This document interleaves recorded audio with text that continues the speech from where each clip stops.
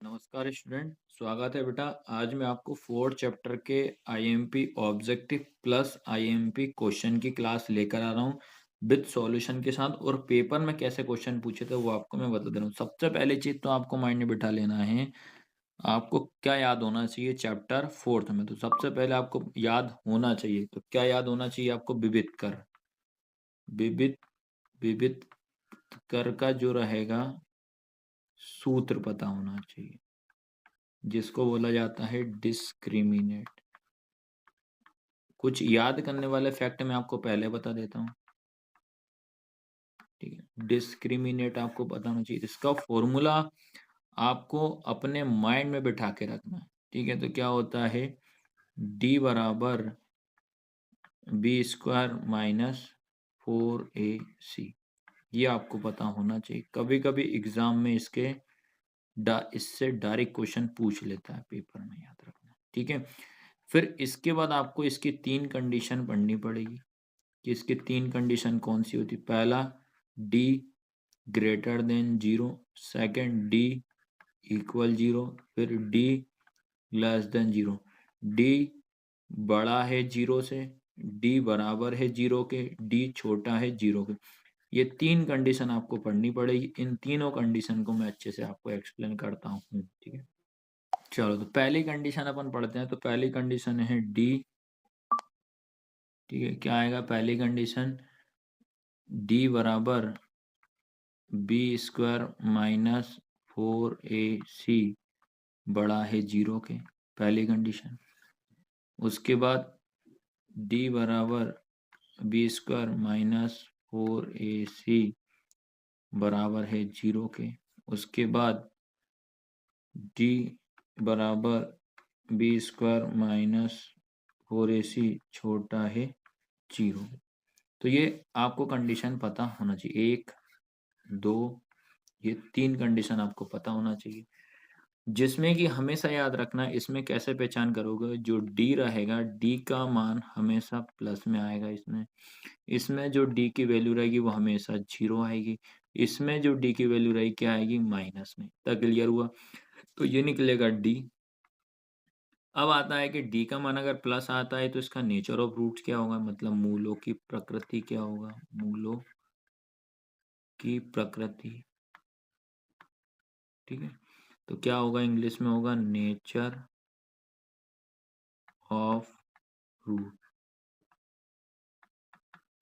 तो nature of roots मैं आपको बता दे रहा हूँ, ये भी एग्जाम में आते ही आते हैं 101%। फोर्थ चैप्टर में बस इतना करके जाइए, बाकी कोई दिक्कत नहीं है।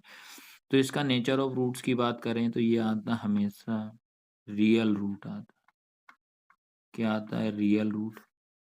ये आता है real root and equal root. ये आता है नो रियल रूट्स। हिंदी में क्या आएगा? वास्तविक हैं। मूल क्या रहेंगे? वास्तविक। वास्तविक हैं। इसमें क्या आएगा? वास्तविक तथा बराबर। इसमें क्या आएगा? वास्तविक नहीं है।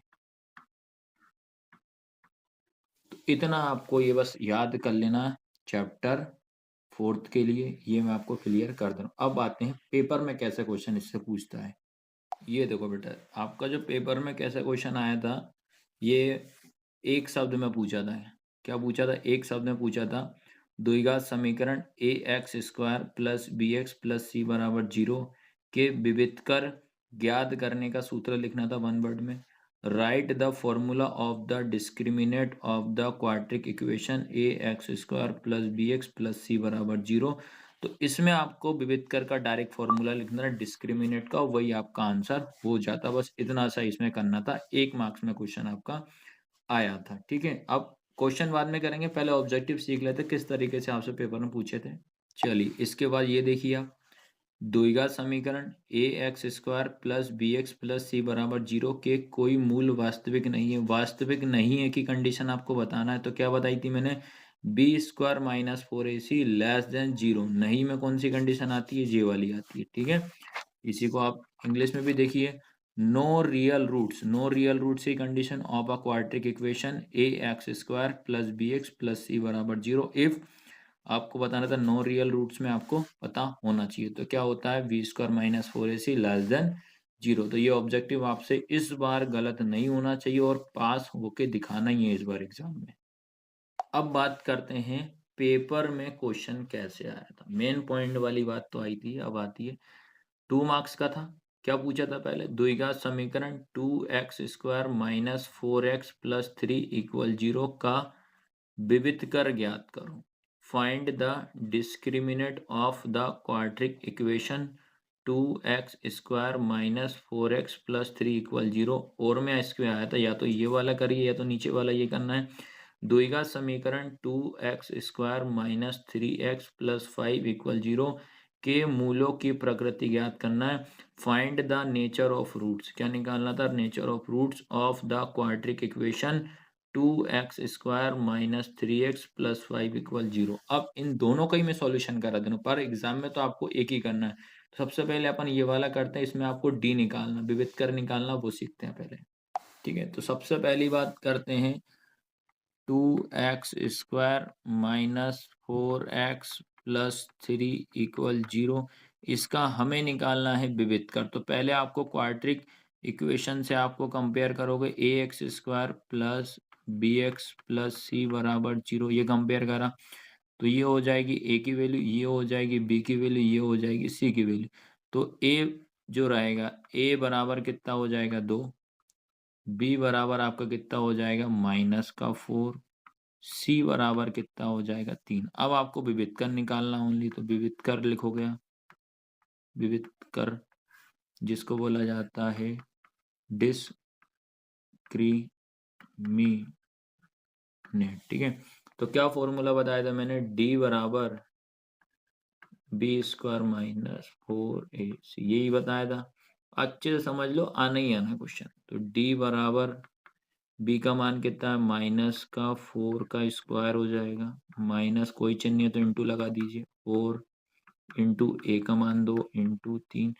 तो आपको ध्यान रखना है, जब आप -4 का स्क्वायर करोगे तो -4 का स्क्वायर का मतलब होता है, इसको दो बार लिखो, -4 इंटू -4, तो माइनस माइनस प्लस हो जाएगा, 4 4 जा कितना 16, तो -4 का स्क्वायर कितना हो जाएगा 16, माइनस 4 2 जा 8, 8 3 जा कितना हो जाएगा 24 हो जाएगा, ठीक है। बस इसको अपन माइनस कर देंगे भाई, तो 24 में से अपन क्या करेंगे 16 माइनस करेंगे तो कितना आएगा आपका 8 आएगा, और यही अपना क्या है आंसर है। जब डिस्क्रिमिनेट की बात करें, जब डी निकालने की बात करें तो आपको इतना ही सॉल्व करना है, ठीक है। तो ये आया सबको समझ में कि नहीं आया, तो इसका आप सेकंड वाला क्वेश्चन भी देखिए आप। अब इसका ये वाला करा रहा हूँ, कौन सा, ये द्विघात समीकरण 2x square minus 3x plus 5 equal 0 के मूलों की प्रकृति अपने को ज्ञात करना है, find the nature of roots of the quadric equation 2x square minus 3x plus 5 equal 0। अब इसको सॉल्व करके बताता हूँ आपको, ठीक है। तो सबसे पहला काम तो आपको वही करना है, क्या लिखा 2x square minus 3x plus 5 equal 0 हो गया। क्वाड्रिक इक्वेशन से कंपेयर कर दीजिए, A X square plus B X plus C बराबर 0, ये ए, ये बी, ये सी। तो ए बराबर कितना हो जाएगा 2, बी बराबर कितना हो जाएगा -3, सी बराबर कितना हो जाएगा, ये ए की वैल्यू, ये बी की वैल्यू, ये सी की वैल्यू, इतना निकाल ली। अब आपको क्या करना पड़ेगा, डिस्क्रिमिनेंट का फॉर्मूला, डी बराबर बी स्क्वायर माइनस 4ac लिख दिया, डी बराबर बी का मान कितना है -3 का स्क्वायर माइनस 4 इंटू 2 इंटू 5, -3 का भी बताया था मैंने आपको, -3 का जब स्क्वायर करेंगे तो -3 इंटू -3, तो माइनस माइनस प्लस 3 3 जा कितना 9 हो जाएगा, तो ये 9 हो जाएगा, -4 2 जा 8, 8 5 जा 8 5 जा कितना हो जाएगा 40 हो जाएगा ये। फिर डी बराबर 40 में से 9 जाएगा तो कितना बचेगा 31, 40 बड़ा नंबर है तो माइनस, तो माइनस का 31 आया, तो मैंने आपको जब स्टार्टिंग क्लास में ही बता दिया था कि डी का मान प्लस में आए तब क्या लगेगा, डी का मान माइनस में आए तब क्या लगेगा, डी का मान 0 आए तब क्या करें। 3 कंडीशन आपको पता है। तो माइनस में हमेशा क्या होता है, इसका नेचर क्या होता है, मूलों की प्रकृति में क्या लिखोगे, मूल वास्तविक नहीं है, नो रियल रूट्स। क्या लिखोगे, नो रियल रूट्स। तो इतना कंप्लीट कर लेना, गारंटी से कह रहा हूँ आपका एक तो ऑब्जेक्टिव कंप्लीट हो जाएगा, एक 2 मार्क्स भी आपका कंप्लीट हो जाएगा 101%। तो आपको क्लास को ज़्यादा से ज़्यादा स्टूडेंट तक आपको शेयर करना है, ये आपको दिमाग में फिट कर लेना है, ठीक है।